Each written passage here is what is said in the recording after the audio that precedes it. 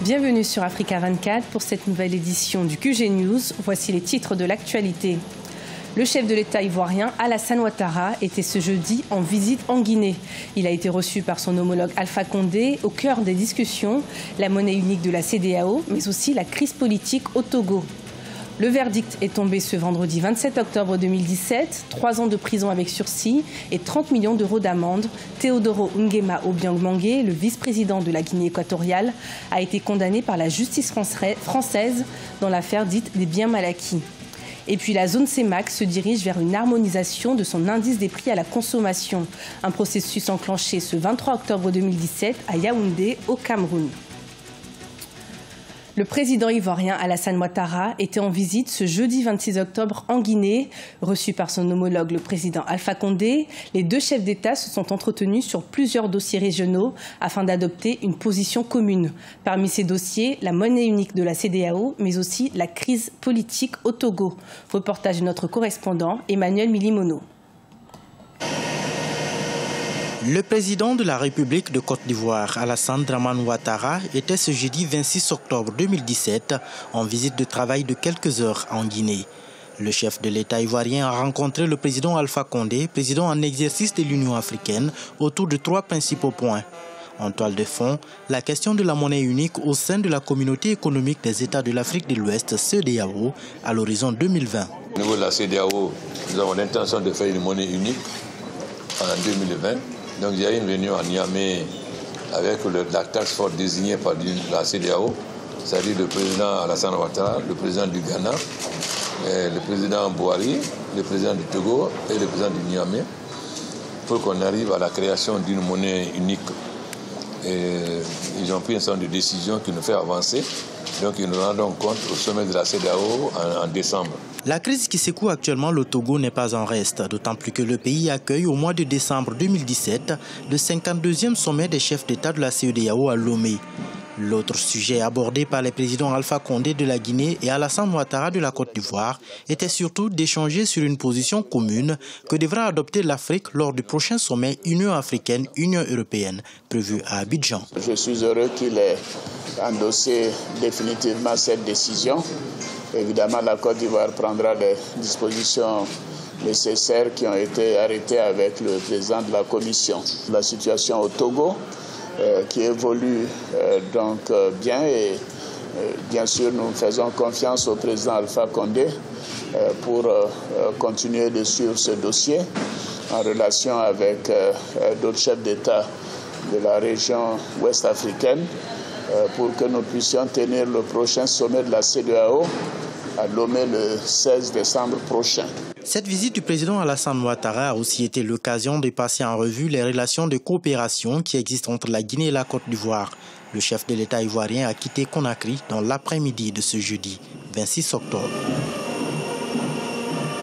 3 ans de prison avec sursis, 30 millions d'euros d'amende avec sursis et la confiscation de tous les biens du vice-président de la République équato-guinéenne, Théodoro Nguema Obiang Mangué, saisi sur le territoire français. Le verdict du procès de l'affaire dite des biens mal acquis a été annoncé ce vendredi par la 32e chambre du tribunal correctionnel de Paris. Les autorités équato-guinéennes, qui ont toujours réfuté ces accusations, dénoncent un procès politique. Je vous propose d'écouter la réaction de Miguel Oyono Ndong Mifumu, l'ambassadeur de la Guinée équatoriale en France.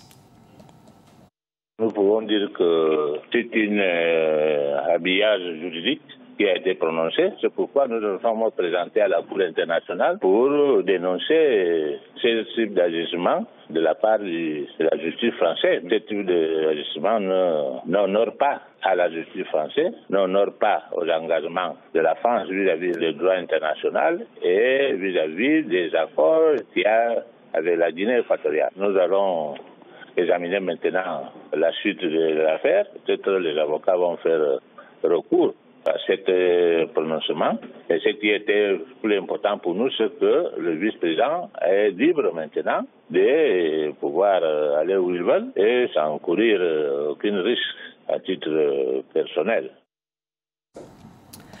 À un an de l'élection présidentielle à Madagascar, la refonte du code électoral tarde à être mise en place. Des recommandations concernant la modification du code électoral avaient été faites suite à des concertations durant 2 mois entre les organisations de la société civile et les partis politiques. Ces recommandations ont ensuite été soumises à un comité interministériel présidé par le Premier ministre malgache. Ce dernier n'a toujours pas officiellement annoncé les principes du nouveau code électoral. Lancement ce 23 octobre 2017 du projet d'harmonisation qui vise à doter la zone CEMAC et ses membres d'indices harmonisés des prix à la consommation, des éléments indispensables à la bonne conduite de la politique monétaire dans la zone. Des explications avec Viviane Baoken. Certains pays de la CEMAC connaissent aujourd'hui de sérieux problèmes d'inflation qui tendent à fragiliser leurs économies avec plusieurs conséquences sur le plan social et sur le plan macroéconomique. Face à ces inflations galopantes, les États envisagent de mettre en place des politiques de prévention. La mise en place des indices harmonisés des prix à la consommation au sein de la CEMAC, qui entre en vigueur au sein de la communauté, constitue désormais le principal indicateur d'évolution des prix de détail à la consommation des ménages dans les États membres. Ça va permettre aux États individuellement de pouvoir collecter des données sur la consommation des ménages et de pouvoir s'arrimer sur une méthodologie commune avec les autres États, ce qui pourrait faciliter l'exploitation de ces données au niveau des politiques de convergence macroéconomique et de surveillance multilatérale. La mise en œuvre de cet indicateur permettra de mesurer les différences d'inflation entre les États membres qui présentent les différences au niveau des prix et des habitudes de consommation. Quand vous êtes membre de la CEMAC, vous avez des politiques monétaires en commun. Donc, si vous ne maîtrisez pas les questions des prix des produits consommés dans chacun des pays, alors vous avez un levier de politique, de mesures économiques, des mesures de politique économique que vous ne maîtrisez pas bien. Donc, c'est pourquoi il est important que les politiques et les indices des prix soient harmonisés pour que lorsqu'on dit qu'il y a augmentation des prix ou inflation dans un pays X, que ce soit totalement comparable avec ce qui se passe dans un autre pays, afin qu'on puisse prendre les mesures idoines. Les diagnostics du système statistique réalisés dans la sous-région mettaient déjà en exergue des insuffisances aussi bien quantitatives que qualitatives de la production statistique des pays membres, d'où l'urgence d'une harmonisation des indices des prix à la consommation. Au Maroc, la production d'olives connaît un regain de dynamisme. En 2017, 1,56 million de tonnes sont attendues, soit une hausse de 47,8% par rapport à la campagne de 2016. Un record de production pour le Maroc. Reportage de Corinne Kamdem. Le Maroc enregistre la plus forte production d'olives de son histoire. Avec un record de production estimé à 1,56 million de tonnes, la production de la campagne 2017 affiche une hausse de 47,8% par rapport à la campagne de 2016. La production élevée est le résultat de bonnes conditions phytosanitaires dans les vergers nationaux oléicoles et aussi d'investissements dans le secteur. Nous avons presque atteint 1,1 million d'hectares plantés d'oliviers et notre objectif est d'atteindre 1,3 million d'hectares. Aujourd'hui, notre production d'olives a atteint 1,56 million de tonnes, dont une partie sera transformée en huile d'olive et nous exportons entre 40 et 50 000 tonnes par an. Tous ces facteurs montrent que notre production est positive cette année.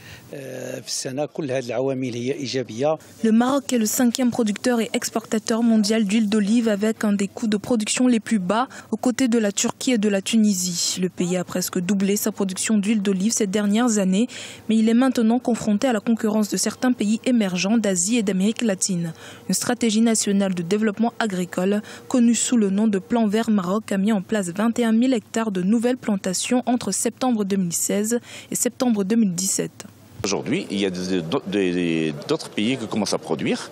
En l'occurrence le Chili, l'Argentine, l'Australie, la Nouvelle-Zélande, l'Arabie Saoudite, le Pakistan. Donc tout le monde s'y met un petit peu à l'olive. Mais ce caractère, cette olive méditerranéenne, on doit la préserver. Et c'est pour ça qu'on est en train tous de travailler pour un label, si on veut dire un label olive, huile d'olive méditerranée. Pour la Fédération interprofessionnelle de l'industrie de l'huile d'olive, il est important de protéger le label de l'huile d'olive méditerranéenne. Alors que le Maroc n'est pas encore en concurrence avec l'Espagne et l'Italie, les deux superpuissances de l'industrie oléicole, les professionnels du pays se tournent vers un avenir fructueux.